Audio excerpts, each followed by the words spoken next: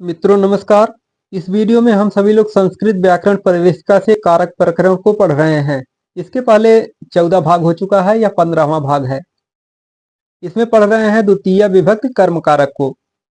अगला सूत्र है जलपद प्रभृति नाम उपसंख्यानम। वार्तिक है जलपद प्रभृति नाम उपसंख्यानम। इस वार्तिक में कहा गया है कि जल्प तथा भास धातुओं के योग में जल्प तथा भास धातुओं के योग में साधारण अडिजंत दशा का कर्ता प्रेरणार्थक ऋजंत अवस्था में कर्म हो जाता है। साधारण दशा का कर्ता प्रेरणार्थक में कर्म हो जाता है। जैसे पुत्र धर्मम जलपति भासते वा। पुत्र धर्मम जलपति भासते वा, यह साधारण दशा अर्थात अडिजंत अवस्था का कर्ता है। जब इसको ऋजंत प्रेरणार्थक में बदलते हैं तो यह हो जाएगा पुत्रम धर्मम जल्पयति भास्यति वा। पुत्रम धर्मम जल्पयति भास्यति वा, यह ऋजंत अवस्था में। तो यहाँ पर जो पहले अडिजंत अवस्था में पुत्र था वह ऋजंत अवस्था में पुत्र धर्मम जल्पयति भास्यति वा। पुत्रम धर्मम जल्पयति भास्यति वा। तो यहाँ पर जो साधारण अवस्था का कर्ता था वह प्रेरणार्थक में कर्म हो गया है। आगे देखते हैं, आगे कुछ अपवाद है। अपवाद में कहा गया है कि नी वह्योर्न। इस वार्तिक में कहा गया है कि वार्तिककार कात्यायन ने बतलाया कि नी और वह धातु के योग में ऋजंत कर्ता की तृतीया विभक्त हो जाती है।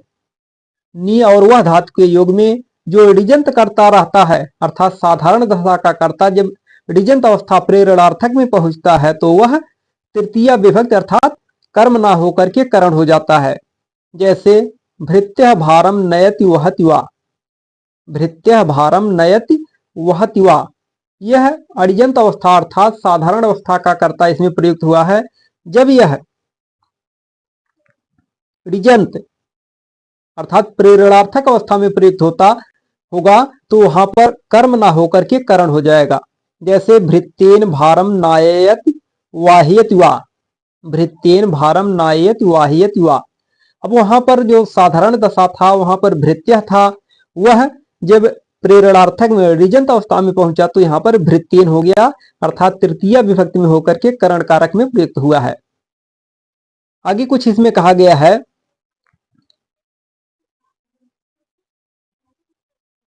किंतु वह धातु का कर्ता नियंता हाँकने वाला हो तो नियंत्र कर्तृकस्य वहेर निषेधा है। एक वार्तिक है नियंत्र कर्तृकस्य वहेर निषेधा। वार्तिक के अनुसार साधारण दशा का कर्ता प्रेरणार्थक में कर्म ही होगा।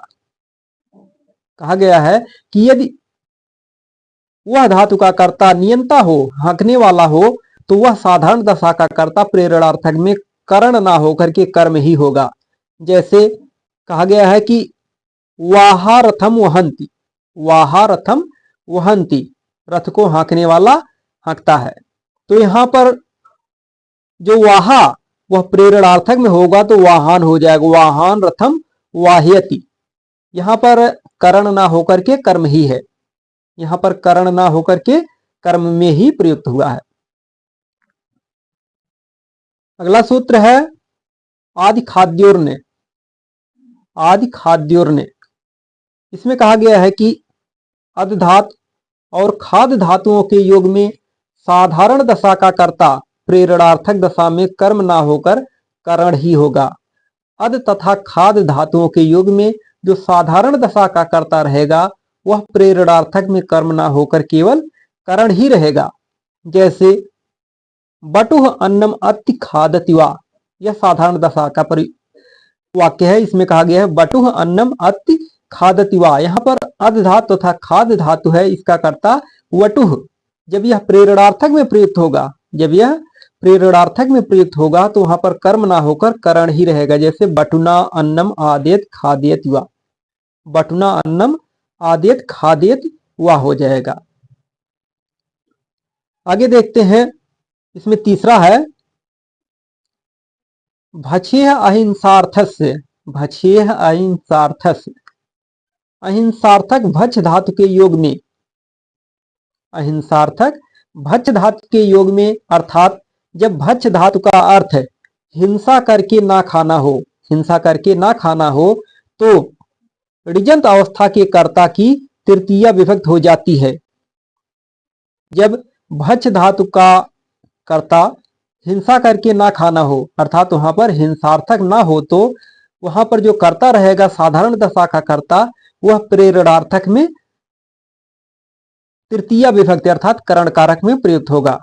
जैसे लिखा गया है बटुह अन्नम भक्षयति, बटुह अन्नम भक्षयति। अब यहाँ पर यह हिंसार्थक नहीं है, इस कारण से यह कर्म ना होकर के करण में प्रयुक्त होगा। बटुना अन्नम भक्षयति, यह ऋजंत अवस्था में है, ऋजंत अर्थात प्रेरणार्थक में है, तो यहाँ पर कर्म ना होकर के करण ही रहेगा, तृतीया ही रहेगा बटुना अन्नम भक्षयति। आगे इसके निषेध के विषय में कहा गया है कि किंतु यदि भक्ष धातु हिंसार्थक हो तो ऋजंत दशा अर्थात प्रेरणार्थक दशा का कर्ता करण ना होकर के कर्म ही होगा। भक्ष धातु यदि हिंसार्थक होती है तो वह साधारण दशा में जो रहेगा कर्ता, वह प्रेरणार्थक में जब पहुंचेगा तो वहां पर करण ना होकर के बल्कि कर्म ही रहेगा। जैसे लिखा गया है बलिवर्दाह सस्यम भक्षेत, बलिवर्दाह सस्यम भक्षेत, बैल फसल को खाता है। अब फसल को खा रहा है तो फसल खा रहा है तो वह हिंसा कर रहा है, क्योंकि बैल तो खाएगा लेकिन फसल नहीं, उसके लिए घास खा सकता है, पुआल खा सकता है, भूसा खा सकता है, लेकिन फसल खा जाएगा तो वह हिंसा कर रहा है।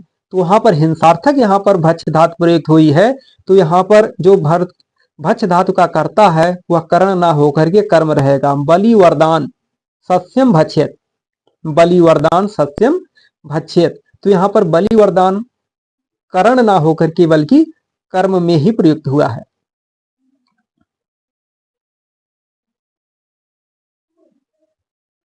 अगला वार्तिक लिखा गया है इसमें दृशेश्चा, दृशेश्चा। अब इसमें उक्त वार्तिक के अनुसार अर्थात दृशेश्चा के अनुसार विशेष ज्ञान का वाचक, विशेष ज्ञान के वाचक अर्थात बोधक स्मृति धातु तथा घ्रा धातु के योग में, विशेष ज्ञान का बोधक स्मृति तथा घ्रा धातु के योग में ऋजंत अवस्था का कर्ता कर्म ना होकर के करण ही प्रयुक्त होगा।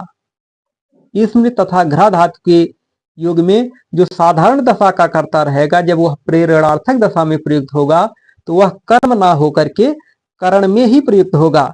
जैसे लिखा गया है देवदत्तः स्मरति जिघ्रति वा, देवदत्तः स्मरति जिघ्रति वा, यह साधारण दशा अर्थात अड़िजंत अवस्था का करता है। देवदत्तः जब स्मरति तथा जिघ्रति स्मृति तथा घ्रा धातु ऋजंत अवस्था प्रेरणार्थक दशा में प्रयुक्त होगी तो स्मृति तथा घ्रा धातु का जो कर्ता रहेगा वह कर्म ना होकर के करण में ही प्रयुक्त होगा। जैसे लिखा गया है देवदत्तेन स्मारेत ज्ञापयति वा, देवदत्तेन स्मारेत ज्ञापयति वा, यह प्रेरणार्थक में प्रयुक्त हुआ है। इस वीडियो में इतना ही। अगली वीडियो में पढ़ेंगे कर्म परवचनीय संज्ञा। यदि वीडियो पसंद आई हो तो वीडियो को लाइक करें, शेयर करें और चैनल को सब्सक्राइब करें। वीडियो देखने के लिए धन्यवाद। नमस्कार।